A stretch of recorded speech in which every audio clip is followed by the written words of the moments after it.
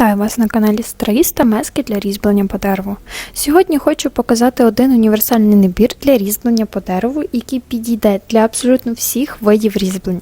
Рельєфне, скульптурне, декоративне, художнє, різьблення для меблів, геометричне, вироби та картини по дереву.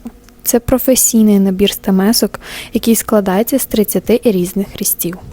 І він підійде як для тих, хто тільки починає займатися різьбленням, так і для майстрів, які хочуть оновити свої інструменти в майстерні. У цьому наборі є різні типи стамесок – прямі, напівкруглі, пологі, кутові, клюкарзи, вибірки, ножі.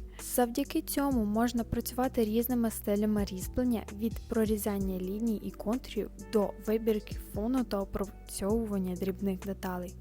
Окремо варто звернути увагу на якість самих інструментів.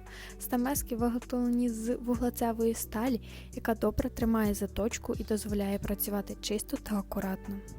Ручки зроблені з дуба і покриті ляною олією, завдяки чому інструмент добре лежить у руці, не ковзає і працювати ним комфортно навіть у довгий час. Ще один важливий момент – інструменти вже заточені, тож після покупки ними можна одразу працювати без довгої підготовки. У наборі є велика різноманітність профілів, що дуже зручно під час роботи. Прямі першого профілю, пологі 5, 7, 8 профілю, напівкруглі 9 профілю, кутові на 45, 60 та 90 градусів.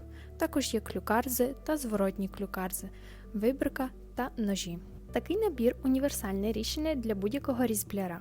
Незалежно від того, чи ви займаєтесь скульптурами, картинами, декоративними елементами, меблями чи геометричним різьбленням. Він підійде як для початківців, так і для професіоналів, які можуть мати всі інструменти під рукою. Якщо вам сподобався огляд, підтримуйте відео лайком і підписуйтесь на канал, щоб не пропустити нові відео про різьблення. І обов'язково напишіть у коментарях, якими стамесками ви користуєтесь найчастіше і що зараз вирізаєте.